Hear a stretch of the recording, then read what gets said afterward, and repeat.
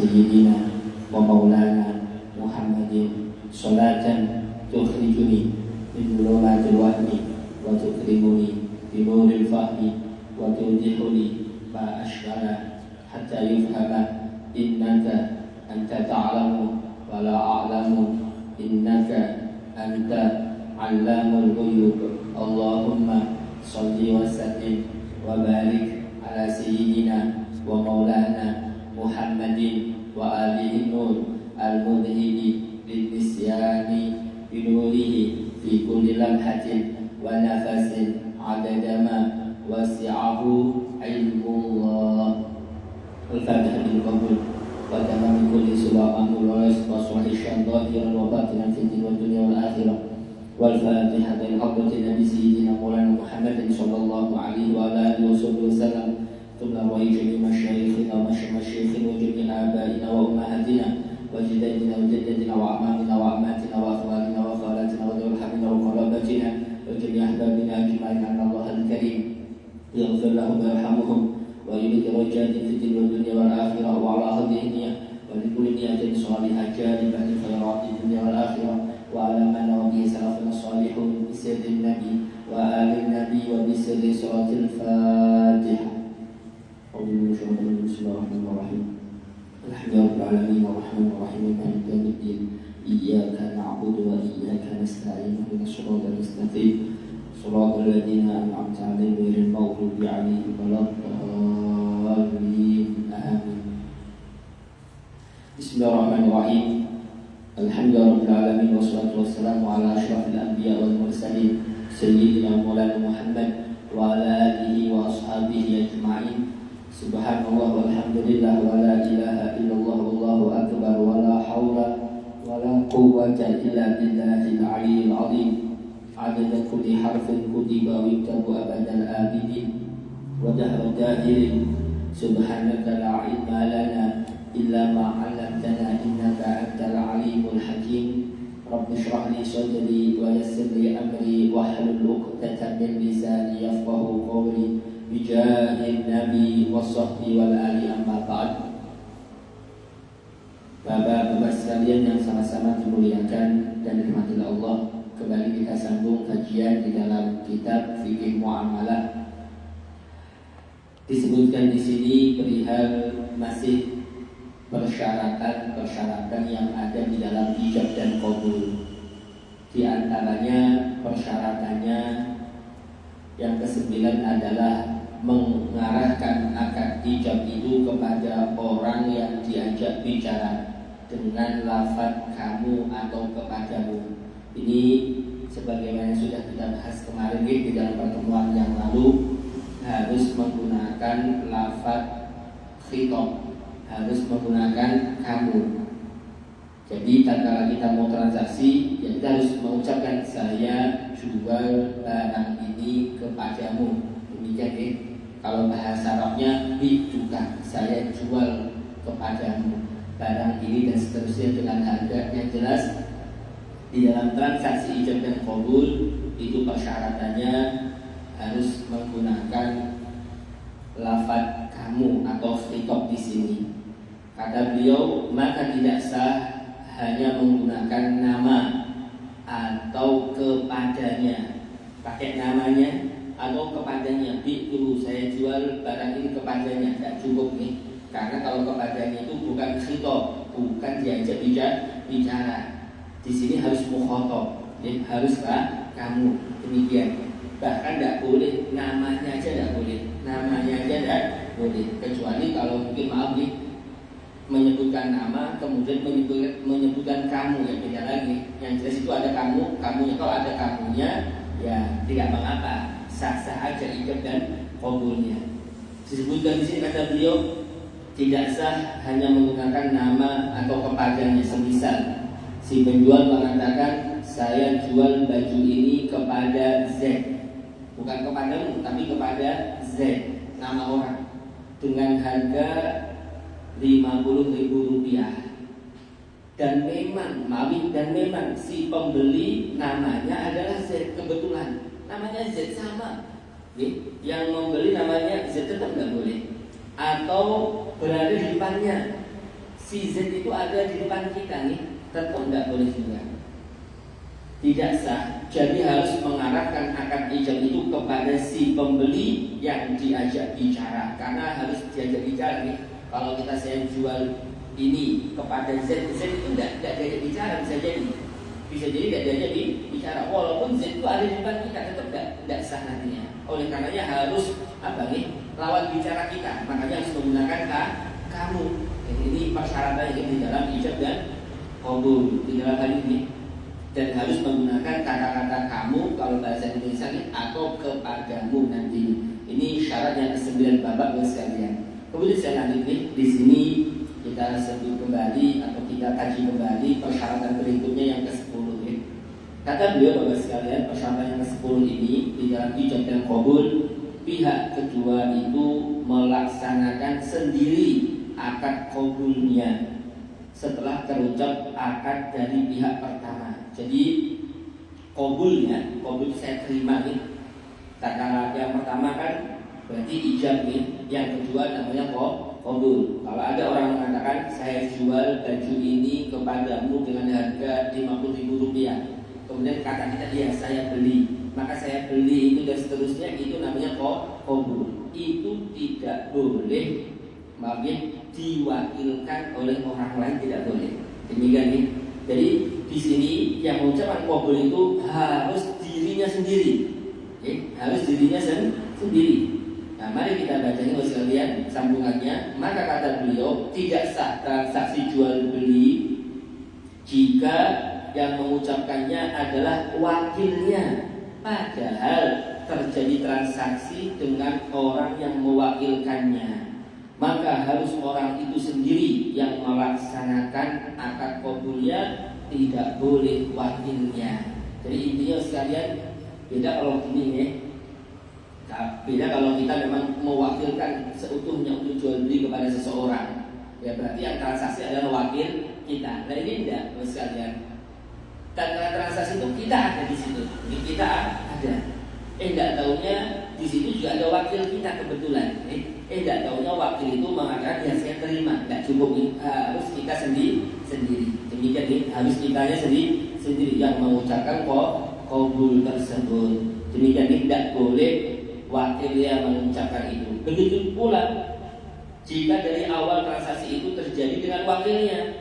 Kalau dari awal, maaf sekalian, transaksi itu memang melibatkan wakilnya atau wakilnya itu sendiri yang bertransaksi, maka tidak apa-apa wakilnya yang menjawab dengan mengucapkan aku qabulnya, atau mengucapkan akad qabulnya, atau aku beli, aku terima dan seterusnya. Ini tidak apa-apa, karena memang dari awal memang yang bertransaksi adalah wakilnya. Demikian ya. Kalau ujuk-ujuk wakilnya mengatakan saya terima, ya tidak sah ini. Kecuali kalau memang dari awal berjalan transaksi, maka tidak apa-apa. Wakilnya langsung mengatakan saya terima, tidak masalah. Bahkan tidak sah jika yang menjawabnya adalah orang yang mewakilkannya. Bahkan kebalikannya ini, kalau seumpama mampu kita mewakilkan kepada seseorang untuk menjualkan barang kita, dia sudah transaksi, atau kita mewakilkan kepada seseorang untuk membelikan kepada kita suatu barang, membelikan kepada kita suatu barang. Tidak tahunya data transaksi, tiba-tiba kita nyolong, iya saya beli, iya saya terima gini, maka bagaimana? Tidak cukup, tidak sah. Harus wakilnya. Jadi intinya ya kalau kita dipasrahi, kita jadi wakil, kita yang transaksi, ya wakilnya yang mengucapkan qabul. Kalau memang kita yang transaksi, ya harus kita yang mengucapkan qabul, tidak boleh wakil kita. Demikian nih. Walaupun sebenarnya orang itu yang akan membelinya atau yang mewakilkan itu yang membelinya, tetap tidak sah. Karena memang pada dasarnya transaksi itu dengan wakil. Jika akad itu harus dijawab oleh orang yang diarahkan kepadanya, akad ijab itu tidak boleh orang lain yang menjawabnya. Walaupun sebenarnya dia adalah orang yang akan membeli sesungguhnya, tetap tidak boleh. Intinya kalau sudah kamu kan berarti ya kamu nih, berarti yang diajak bicara. Apakah itu wakil atau yang mewakilkan itu tergantung nantinya. Jadi yang mewakilkan, kalau kita ngomong sama wakil yang mewakilkannya tidak boleh ikut campur. Kan demikian ya. Kalau kita langsung kepada orangnya, transaksinya, hitopnya kepada yang mewakilkan atau orangnya sendiri yang menjual sesungguhnya, ya tidak boleh wakil itu ikut campur. Dan semacam ini kaidahnya di dalam persyaratan ijab qabul yang ke-10. Kemudian saya lanjut sekalian perihal yang ke-11. Kata beliau, pihak pertama yang memulai akad transaksi tersebut. Jadi saya ulang, pihak pertama yang memulai akad transaksi tersebut harus menyebutkan harga dari barang yang akan dijual atau dibelinya. Jadi yang pertama harus menyebutkan harga dari barang yang akan dijual atau dibelinya. Siapa saja nih? Siapa yang dahulu mengatakan ijab, maka dialah yang harus menyebutkan nominal. Seumpama jual kepadaku mobilmu dengan harga sekian, berarti harganya harus didahulukan. Atau mungkin saya jual kepadamu mobil ini dengan harga sekian, harus ada harganya. Jadi aku beli, atau mungkin pakai bahasa aku beli mobilmu dengan harga sekian, pokoknya harus ada harganya. Siapa yang mengawalinya transaksi akad ini, maka dia harus menyebutkan harga daripada barang tersebut. Tidak boleh tidak, tidak, karena memang itu patokannya. Kalau sudah tahu harganya, oh berarti tidak ada unsur gharar, penipuan nantinya. Yang semacam itu. Jadi siapa yang pertama yang menyebutkan, maka itulah dia yang menyebutkan nominalnya. Bisa jadi itu pembeli, bisa jadi itu penjual. Sebagaimana diketahui bahwa yang akad transaksi jual beli boleh dimulai oleh si penjual, dan itu yang umum terjadi. Biasanya si penjual yang mengatakan terlebih dahulu. Boleh juga dimulai oleh si pembeli, yang berarti istijab. Jadi pembeli yang mengucapkan pertama, ya seperti saya beli mobilmu dengan harga sekian. Berarti kan si pembeli yang berbicara terlebih dahulu itu namanya istijab. Boleh juga, tidak apa-apa. Akan tetapi yang jelas kata beliau, siapapun yang akan memulai transaksi jual beli itu, maka yang memulai harus menyebutkan harga dari barang yang akan dijual atau yang akan dibelinya. Demikian ya. Misalnya penjual ini contoh penjual yang memulainya, dia harus berkata, saya jual baju ini kepadamu dengan harga Rp50.000, dan dijawab oleh si pembeli, baik, saya beli baju itu dengan harga tersebut. Atau si pembeli yang memulai si pembeli mengatakan, saya beli baju ini darimu, saya beli, bukan saya jual, saya beli baju ini darimu dengan harga Rp50.000. Lalu dijawab oleh si penjual, baik, saya jual baju itu dengan harga tersebut. Intinya siapa yang memulai, maka dia harus menyebutkan nominalnya terlebih dahulu. Ini jangan sampai sudah deal, sudah saya terima, nominalnya terakhir, pas nominalnya kegedean, kebesaran, kemahalan, bisa jadi kan intinya harus dibuat di awal biar transaksinya itu sah. Kemudian saya lanjutkan sekalian yang ke-12, persyaratan di dalam ijab dan qabul. Intinya persyaratan ijab dan qabul itu ada 13 nih. Nah, ini yang ke-12. Kata beliau, pihak pertama mengutarakan akadnya kepada pihak kedua dengan menyebutkan orang tersebut seutuhnya.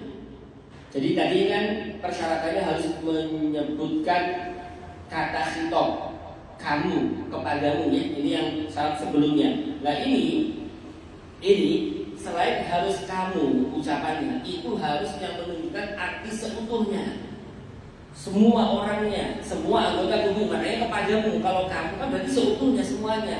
Demikian ini tidak boleh sebagian daripada anggota tubuhnya. Seumpamanya nanti ada disebutkan, saya jual barang ini kepada tanganmu, seumpama. Walaupun tanganmu itu ya bagian daripada kita, ada kamunya lagi, tidak cukup tetap.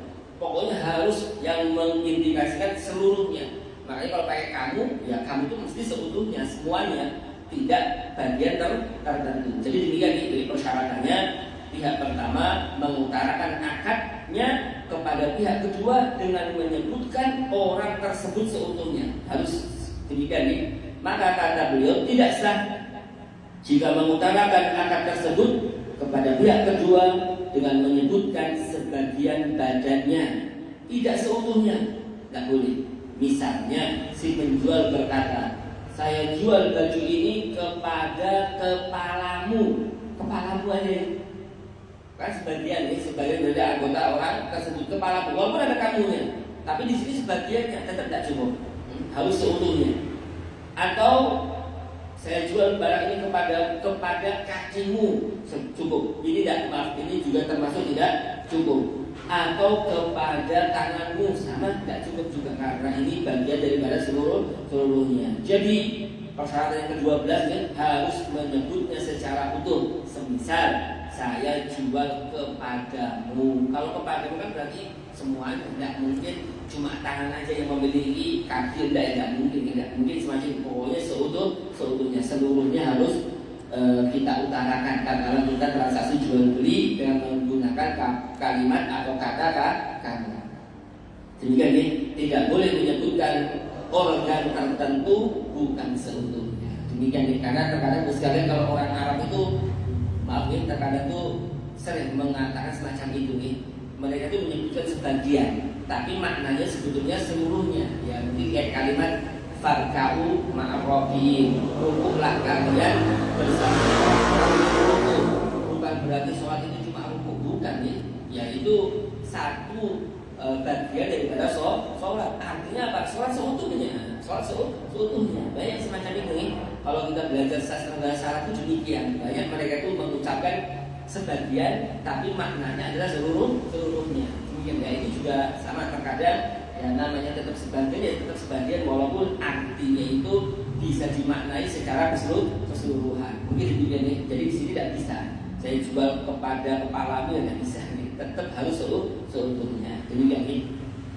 Kemudian Bapak sekalian yang sama-sama dimuliakan dan dirahmati Allah, selain di sini persyaratan yang ke-13 yang terakhir ini di dalam ijab dan qabul.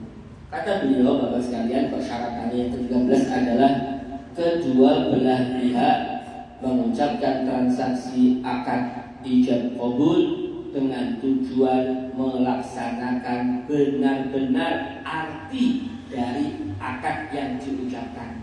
Jadi kedua belah pihak itu paham betul apa yang dia ucapkan.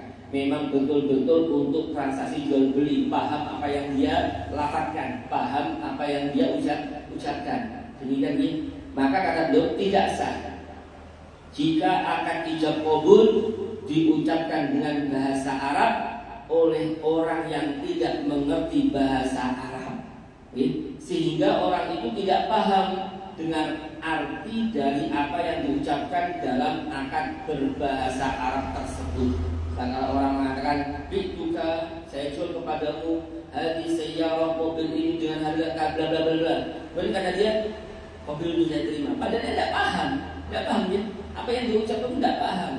Ya kalau tidak paham apa yang diucapkan, bisa jadi tidak sah nanti ini. Bukan betul sah, alhamdulillah saya jualnya ke dia mobil itu terlalu mahal, dia cuma mengatakan mobil itu berarti dia terima, ya enggak sah, karena memang dia tidak paham. Makanya terkadang kalau kita mau ijab qabul dalam akad apapun nih, mungkin dalam akad pernikahan juga sama. Kalau kita ingin menghadiri bahasa Arab, kita juga harus mengerti apa yang kita ucapkan. Jangan sampai malu kalau kita, saya pakai bahasa Arab aja sudah akad nikah, dan ini orang tidak ngerti bahasa Arab, cuma ngangguk-ngangguk aja. Qabil tu nikah wa tasbihah lima itu, dia tidak tahu apa yang diucapkan. Ya dasar juga bisa jadi ini ngapain gitu, ini ngapain? Ya intinya kalau memang tidak mengerti, ya kita sesuaikan dengan bahasa kita. Karena persyaratan ijab qabul itu dua-duanya harus paham apa yang dia ucap. Intinya kalau tidak paham, akan khawatir akan terjadi penipuan kalau itu tidak dipahami salah satu dari kedua belah pihak. Intinya ucapan itu harus dimengerti bahwa sekali lagi. Jadi masing-masing kata beliau, kesimpulannya di dalam syarat yang ke-13 ini, masing-masing harus tahu dengan tujuan dan arti dari apa yang diucapkan dalam transaksi ijab qabul. Misalnya si penjual paham betul dengan akad ijabnya, yang maksud tujuannya adalah hendak menjual. Ini juga harus tahu nih barang yang disebutkan dalam akad ijab itu. Dan si pembeli juga tahu dan paham dengan arti dan tujuan dari akad qabulnya, yang berarti tujuannya adalah membeli barang itu. Jadi kalau dia mengatakan qabul itu berarti itu tujuannya itu memang betul-betul ingin membeli barang tersebut. Dan itu semacam harus paham kedua belah pihak ini. Walaupun sebetulnya kalau kita pakai bahasa Arab tuh lebih mudah, ringkas, padat dan ringkas gitu. Kayak akad nikah nih. Nikah itu panjang lebar, saya terima bla bla. Kalau bahasa Arab cukup qabil tu nikah, wa tasbijah bil mahril margun, selesai sudah. Jawabannya nih, tidak perlu lama-lama. Makanya terkadang kalau di pondok itu lebih enak kayak bahasa Arab, karena memang pertama semuanya sama-sama tahu, yang ini sama-sama paham, dan yang dengar juga paham. Kalau di tempat kita, oke, mungkin mempelainya lulusan pondok, kemudian yang menikahkan kawaannya mungkin paham juga bahasa Arab, tapi bisa jadi yang dengan saksinya tidak paham, kan bisa jadi ini juga termasuk permasalahan problem. Intinya ya tidak usah ngotot lah kalau memang itu pakai bahasa biasa saya nggak, kecuali kalau memang di dunia pesantren semuanya pakai paham, saksinya ngerti juga, ya kan ya tidak masalah. Terkadang harus demikian, karena di dalam ijab dan qabul itu semuanya harus paham, tujuannya masing-masing. Demikian nih, tatkala dia membeli tujuannya dengan ucapan itu dia harus paham. Tatkala dia menjual, maka apa yang diucapkan dengan bahasa tertentu dia pun harus paham. Mungkin demikian nih, ini persyaratan yang ke-13 yang terakhir Bapak sekalian di dalam ijab dan qabul. Kemudian saya lagi disebut sekalian pembahasan berikutnya nih. Di sini ada tulisan hukum melakukan transaksi dengan orang yang bisu.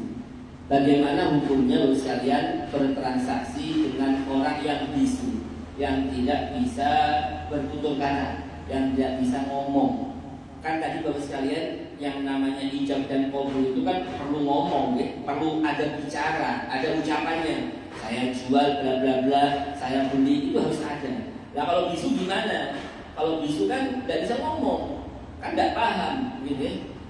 Bisa jadi isyaratnya itu bisa dipahami atau tidak. Maka disinilah rincian Bapak sekalian di dalam pembahasan ini. Saya baca Bapak sekalian ini, melakukan satu transaksi tentunya menggunakan kata-kata. Jadi transaksi itu mesti harus menggunakan kata-kata, di mana hal itu menunjukkan akan bentuk sebuah ungkapan dan bukti atas kemauan serta kerelaan dalam melaksanakan akad transaksi itu dengan sukarela. Demikian. Jadi intinya kalau ada ucapan itu kan mengindikasikan bahwasanya dia itu ridho, rela dengan transaksi yang akan dia lakukan. Kan demikian setidaknya saya jual, saya beli dengan harga sekian, kan jelas transparan ya. To point, jelas kan demikian. Ini mengindikasikan yang semacam itu. Ya semuanya ini Bapak sekalian dan berdasarkan akan hadis Nabi, innamal bai'u an taradin. Artinya sesungguhnya yang namanya jual beli itu harus didasarkan sukarela, harus berdasar sukarela, ridho, saling ridho. Nah, bisa diketahui saling ridho ini tentunya dengan ucapan. Tidak bisa dengan hati, ketemu hati kemudian gini-gini aja. Ya, ada apa ini? Ada yang namanya ijab dan qabul, dan itu pun harus diucap. Demikian nih. Kemudian kata beliau, Imam Syafi'i radhiyallahu ta'ala anhu dalam hal ini beliau berpendapat bahwa kata Imam Syafi'i, kerelaan, keridhaan seseorang tidak akan diketahui kecuali dengan lafaz yang diucapkan. Demikian nih. Ya, kan tadi berlandasan keridhaan. Nah, keridhaan itu sendiri kata Imam Syafi'i itu tidak bakal bisa dimengerti, dipahami kecuali dengan lafaz dan kata-kata yang diucapkan. Akan tetapi jika yang melakukan transaksi itu adalah dua orang yang bisu atau salah satunya adalah seorang yang bisu, maka hukumnya dapat diperinci sebagai berikut. Demikian kalau orangnya itu ya maaf fisiknya sempurna ya tidak masalah, bisa bicara dan jelas itu jelas bisa dipahami, jelas itu sahnya. Nah kalau bisu bagaimana? Yang bertransaksi itu adalah dua orang yang bisu, yang jual bisu, yang membeli bisu, atau salah satunya bisu. Maka seperti apa bos sekalian ini? Maka di sini rinciannya. Yang pertama bos sekalian kata beliau, Jika orang bisu tersebut mempunyai isyarat tertentu, jadi si bisu ini bisa melakukan isyarat-isyarat tertentu, dan isyarat itu jelas dan dapat dipahami oleh setiap orang yang mendengarnya. Maka orang bisu yang semacam ini dengan isyaratnya itu dapat melakukan transaksi apapun, dan transaksi yang dihukumi sah. Jadi kalau bisu itu punya isyarat tertentu dan orang yang melihat itu paham dengan isyaratnya, maka apabila memang demikian ya sah-sah aja transaksinya. Transaksi apapun sah. Transaksi apapun sah kalau memang bisa dipahami dan orang ngerti semuanya, tidak perlu bertanya lagi, tidak perlu ragu lagi karena paham semuanya. Maka beliau mencontohkan, misalnya Bapak sekalian, jika ada seseorang yang akan membeli dari seseorang yang bisu satu barang dengan mengatakan, maukah kamu menjual baju ini kepadaku dengan harga 50.000 secara kontan, kata si pembeli kepada si bisu tadi yang menjual tadi. Kemudian lalu si penjual yang bisu tersebut menganggukkan kepalanya. Gini dia. Gini supaya, maukah aku beli barangmu atau baju dengan harga 100.000? Benar kata si bisu. Atau mungkin pakai gini. Kalau kayak gini kan lebih lagi. Kayaknya lebih mantap dah ini. Kalau ngangguk aja ngangguk ini aja. Maka kan ngangguk kan berarti tanda mengiyakan, dan orang semuanya paham, dan isyarat semacam itu jelas dan orang bisa memahami. Demikian nih. Maka kata beliau ini, bukankah setiap orang yang melihatnya akan mengartikan angguannya sebagai tanda persetujuannya dengan transaksi tersebut, sehingga transaksi itu dihukumi sah walaupun tanpa niat, dan isyaratnya yang dimengerti setiap orang itu dianggap oleh syariat, oleh agama bagaikan lafaz yang sorry, sorry itu suatu ucapan, satu lafaz yang tidak mengandung makna tertentu kecuali itu maknanya sudah. Jadi kalimat itu sorry itu jelas, bukan kinayah. Kalau kinayah kan perlu niat, kalau sorry itu tidak perlu niat, itu langsung jadi sudah. Ya kayak kita mengucapkan kalimat jual, kan kemarin kalau kita jual, saya beli, itu jelas maknanya itu sorry. Jadi kalau kita sini buatmu itu bisa juga buatmu itu maksudnya membeli atau menjual atau apa, kan masih bingung ya. Intinya masih ada kemungkinan makna yang lain, seperti kalau saya sering mencontohkan tentang perceraian. Kalau pakai lafaz cerai jelas itu tidak perlu niatan, pasti jatuh niatan, talaknya. Tapi kalau ada orang mengatakan ngomong ke istrinya, kamu pulang ke rumah orang tuamu, itu bisa dua, bisa nyuruh main-main ke rumah orang tuanya, atau bisa jadi itu niatannya untuk cerai. Berarti itu perlu niat. Itu namanya lafaz kinayah. Dalam jual beli juga sama, jual beli juga sama. Ini kalau pakai lafaz jual beli itu jelas solihnya. Maka di sini sekalian, si bisu ini kalau isyaratnya itu bisa dipahami, kayak angguan, kayak jempol di sana, ya bahasa kita mungkin pas dah, klop sudah sebenarnya. Kan semua pada itu kata beliau tidak perlu niatan. Berarti isyarat itu seperti lafaz yang sorry, itu mesti jadi, itu mesti sah transaksinya karena tidak perlu niatan. Kayak lafaz kalau yang bisa ngomong kayak lafaz saya beli saya jual, tidak perlu niatan. Kalau sudah bilang saya beli saya jual, ya mesti terjadi transaksi tersebut karena lafaz itu sorry. Demikian sebetulnya gini mas sekalian, karena hukum awalnya sekalian tentang isyarat itu masih khilaf antar para ulama nih. Isyaratnya orang bukan orang bisu, kalau orang biasa bisa ngomong kemudian pakai isyarat, itu hukumnya kinayah. Kinayah itu maksudnya bisa iya, bisa tidak tergantung niatannya. Tapi kalau dengan kata-kata itu jelas, itu solihnya. Tapi di sini kalau ada orang bisu dan dia bisa dipahami isyaratnya, maka isyaratnya orang bisu itu seperti kedudukannya orang yang bisa ngomong dengan menggunakan lafaz yang solih. Demikian nih, jadi tidak perlu niatan, jelas transaksi jelas sahnya, tidak perlu niat, tidak perlu adanya niatan. Mungkin demikian nih. Ini yang pertama sekalian, pembahasan tentang isyaratnya orang yang bisu. Yang pertama apabila bisa dipahami.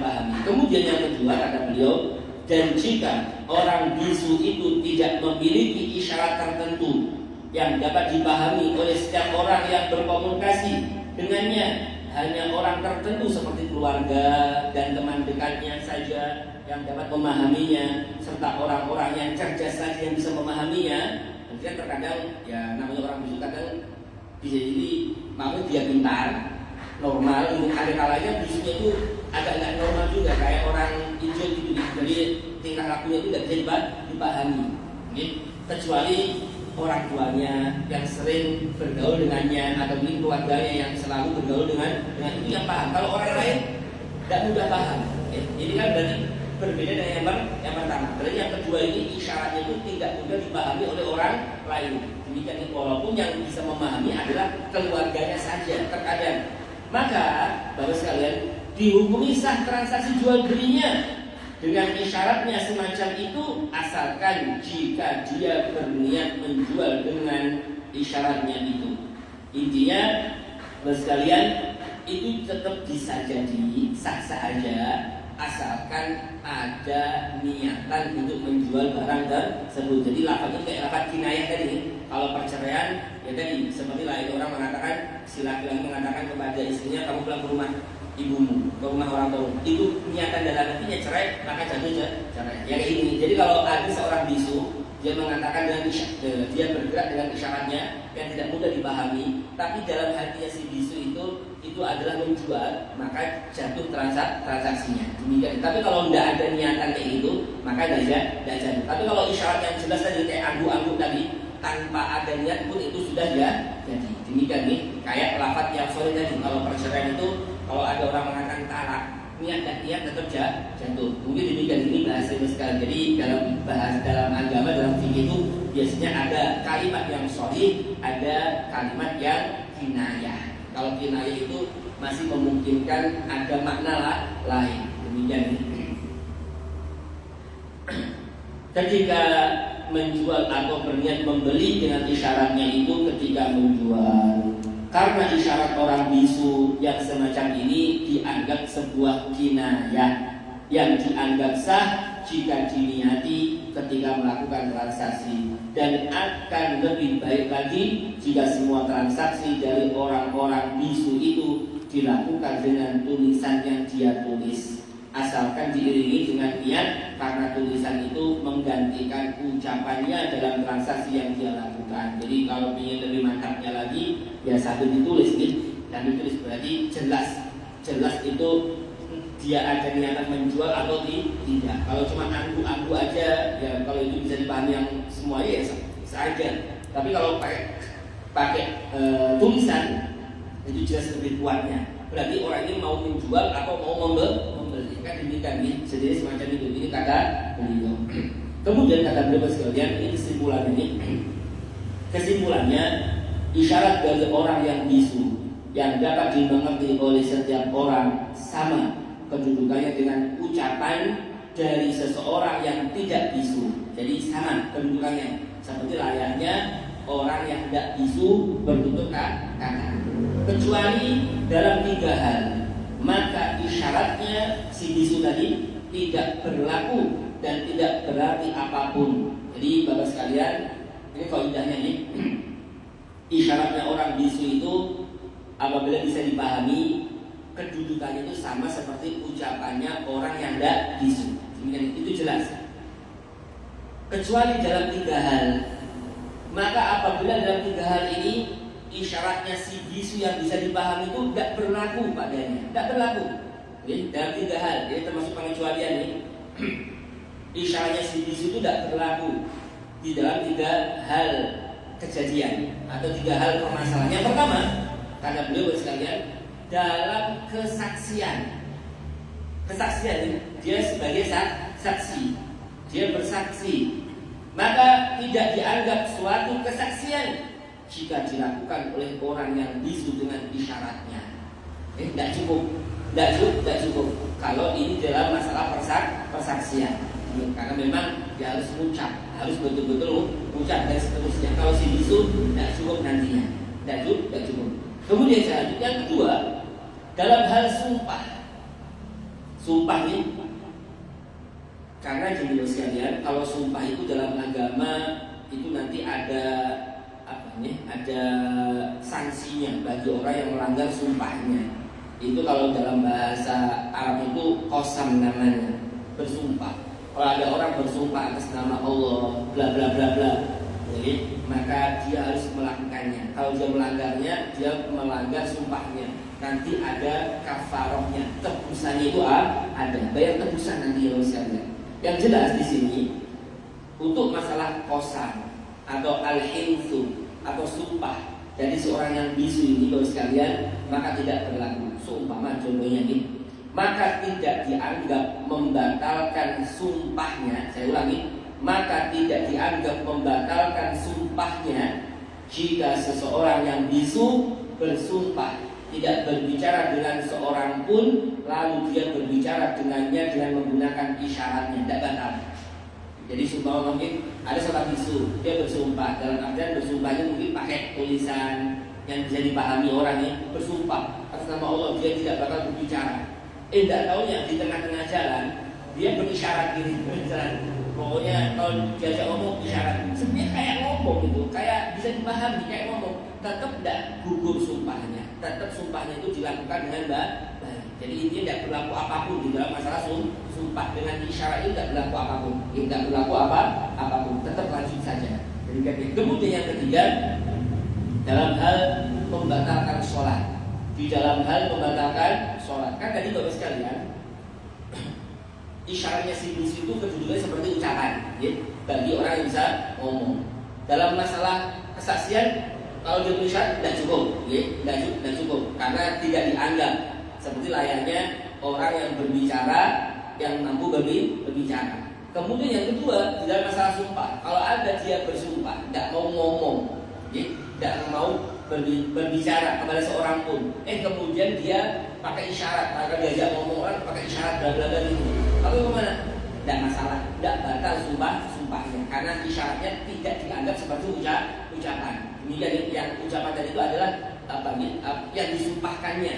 Kan tadi dia bersumpah tidak mau bicara, tidak tahunya di tengah jalan atau bagaimana, tidak tahunya dia pakai isyarat tidak mengapa. Dan yang ketiga, di dalam masalah membatalkan sholat, sama-sama kita ketahui Bapak sekalian, termasuk yang membatalkan sholat itu adalah berbicara. Demikian ini, kalau kita bisa ngomong, bisa bicara, dan kita itu berbicara di dalam sholat, jelas itu membatalkan akan sholatnya. Apabila bicara itu banyak, kan demikian ini. Dan terus kalau si bisu tadi kan katanya isyaratnya itu sebagaimana perkataan, kedudukannya sebagaimana ucapan orang yang bisa ngomong. Nah kalau dia berisyarat di dalam sholatnya, kan tadi katanya semacam ini, maka bagaimana, apakah batal nanti sholatnya dia dengan isyaratnya dia? Tidak batal, tidak masalah, karena itu tidak dianggap seperti dia bicara. Demikian ini. Jadi di sini kata beliau, dalam hal membatalkan sholat, maka tidak batal sholatnya jika dia melakukan isyarat dalam sholatnya. Tidak apa, karena memang di dalam sholat isyaratnya tidak dianggap seperti bicara. Ini kedudukannya tidak seperti kedudukan bicara bagi orang yang mampu berbicara. Intinya ini dalam tiga hal itu sekalian, isyaratnya itu tidak berlaku. Jadi di dalam membatalkan sholat, di dalam persaksian, dan juga di dalam masalah pembatalan sumpah, sumpahnya tetap berlaku. Demikian walaupun dia berisyarat. Kemudian sekalian, saya lagi di sini mengenai macam-macam jual beli.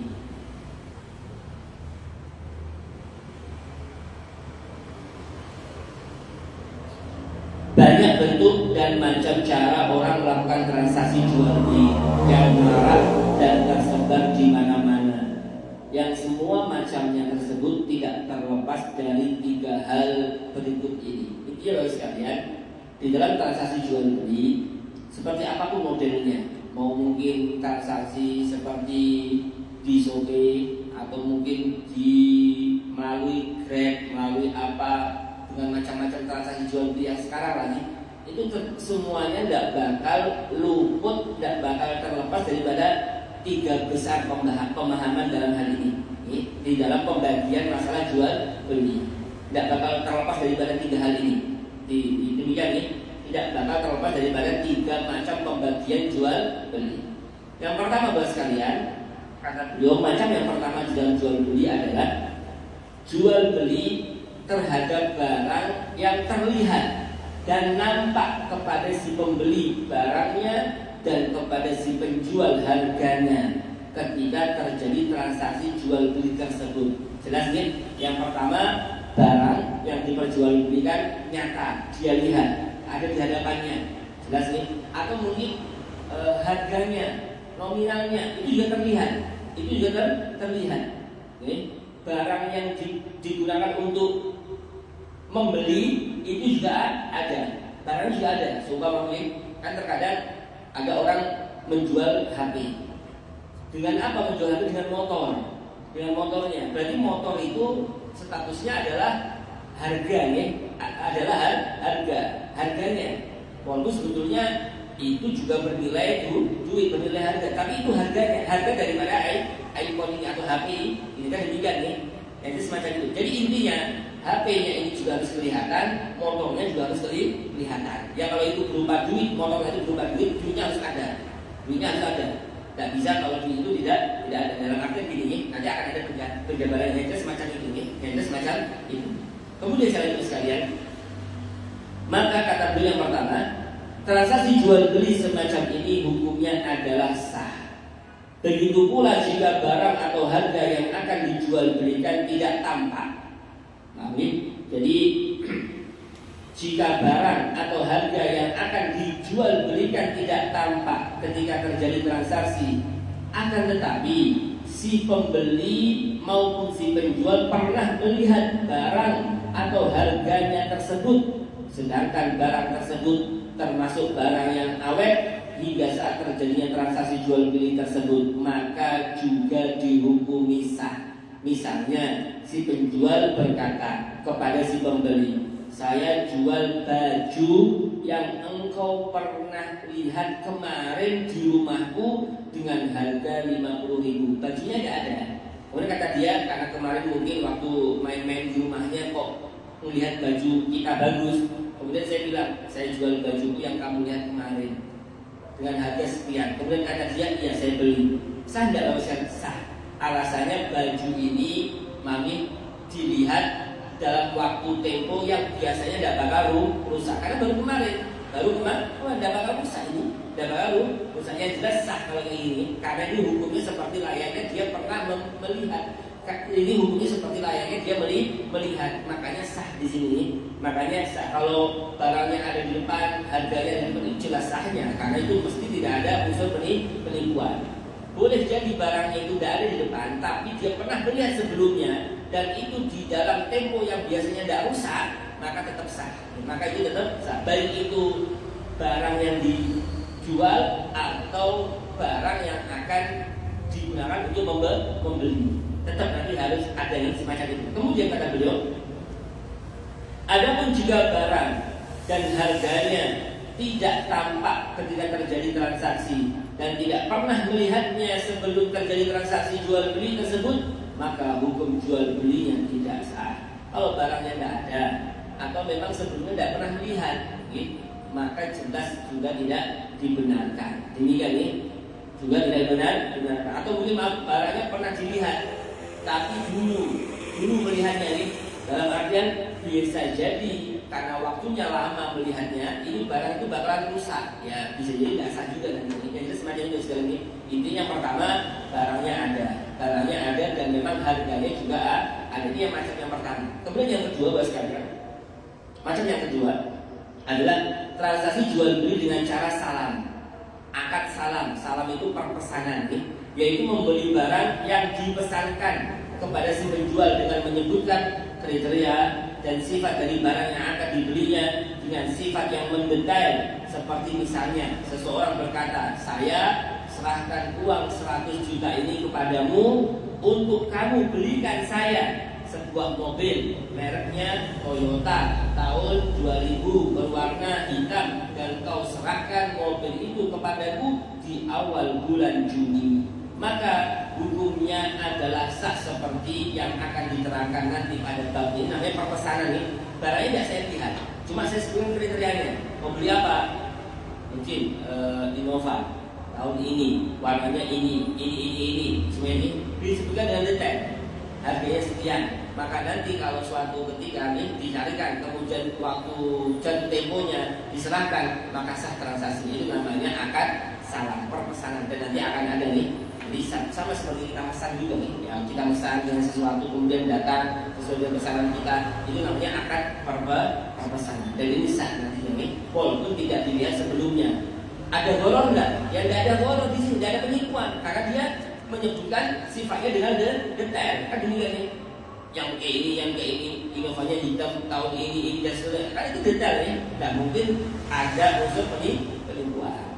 Demikian dia seakan-akan seperti melihat. Jadi boleh nanti akan ada pembahasan ini, karena ini nanti ada di dalam bab akad salam. Kemudian dosen yang ketiga kata beliau, transaksi jual beli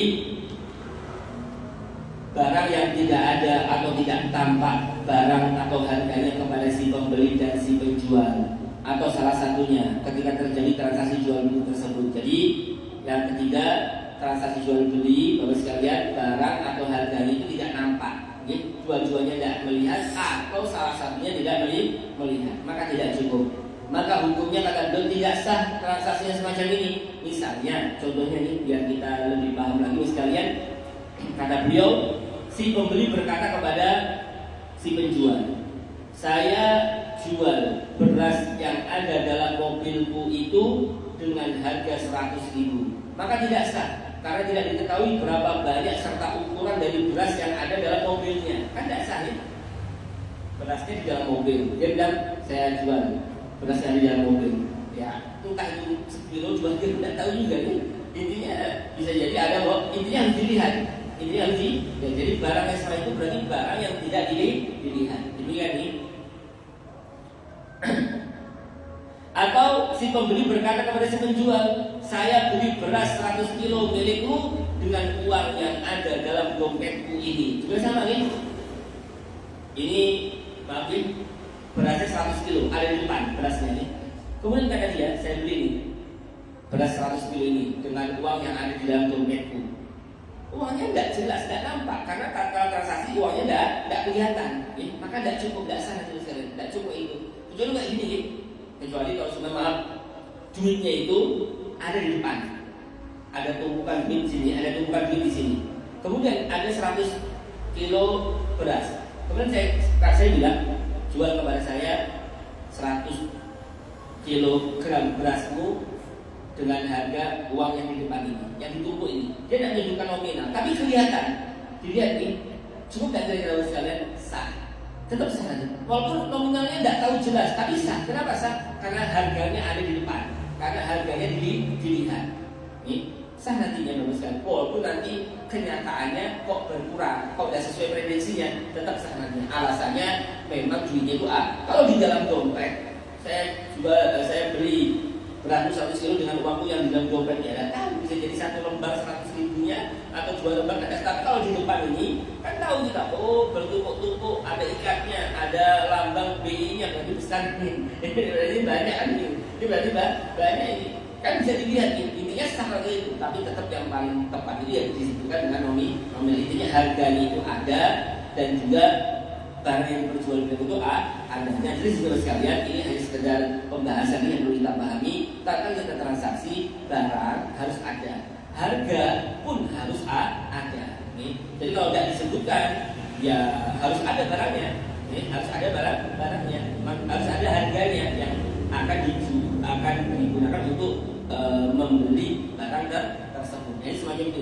Kalau nominal kan jelas ya, saya beli bajumu dengan harga sekian, itu berarti jelas namanya, walaupun uangnya nggak ada, tapi kan setidaknya ada ucapannya, kan demikian nih, itu jelas. Atau mungkin bisa jadi orang itu transaksi itu barang dengan barang, asalkan barang itu ada, maka sah-sah aja. Mungkin demikian guys sekalian yang sama-sama dimuliakan dan dirahmati Allah. Jadi kata beliau, dalam transaksi jual beli barang yang akan dijual maupun harganya harus tampak kepada si pembeli dan kepada si penjual. Kalau tidak, maka tidak sah. dan tidak harus diketahui atau tampak semuanya atau secara mendetail, cukup walaupun diketahui sebagiannya. Misalnya si penjual berkata, saya jual beras yang tampak olehmu itu dengan harga 100.000, atau saya beli beras 100 kilo milikmu itu dengan harga beberapa uang yang kamu lihat di depanku ini saja, asalkan lihat, walaupun sebagian. Kayak tadi beras itu mobilnya dibuka, ada beras yang tumpukan itu, asalkan beli dan sah aja, tidak harus semua, pokoknya harus melihat. Demikian nih syaratnya harus melihat, walaupun tidak harus semuanya. Tapi walaupun itu boleh sekalian. Nanti kalau ada kayak mami ternyata kok salah nih, kita akan lihat tumpukan beras karena tidak dilihat semuanya, dikira kayak banyak karena mungkin lihat agak banyak, lihat sebagian aja dikira banyak, tidak tahunya kok tidak seperti prediksinya, tetap sah. Kenapa kok sah? Ya karena dia pernah melihat walaupun sebagian. Adapun nanti kenapa kok dia merasa tidak diuntungkan, salah sendiri. Kenapa kamu kok tidak melihat dengan seutuhnya? Demikian sama kayak uang tumpukan tadi di sini, lebih baik dihitung dari awal. Kalau memang mau, karena memang persyaratan harus melihat, tidak harus semuanya, sebagiannya aja boleh. Tapi kalau ternyata dia kok prediksinya meleset, dia salah sendiri karena dia tidak menghitung dari awal. Beda kalau tidak dilihat sama sekali. Kalau tidak dilihat sama sekali, maka jelas tidak sah. Jadi di sini persyaratannya harus melihat, bukan melihat secara detail. Mungkin demikian ibu sekalian yang sama-sama dimuliakan dan Allah, insyaallah mungkin di dalam pertemuan yang akan datang kita akan membahas tentang bab riba. Nanti pembahasan tentang bab riba. Setelah bab riba biasanya bab tentang salam, akad perpesanan. Mungkin ibu sekalian yang sama-sama dimuliakan dan Allah, insyaallah kita akan lanjut nanti di dalam pertemuan yang akan datang. Maaf ya. Mungkin kita akhiri karena hampir maghrib, kita akhiri dengan sama-sama membaca doa kafaratul majlis. Bismillahirrahmanirrahim. Subhanakallahumma wa bihamdika asyhadu an la ilaha illa anta astaghfiruka wa atubu ilaik. Masyaallah la haula wa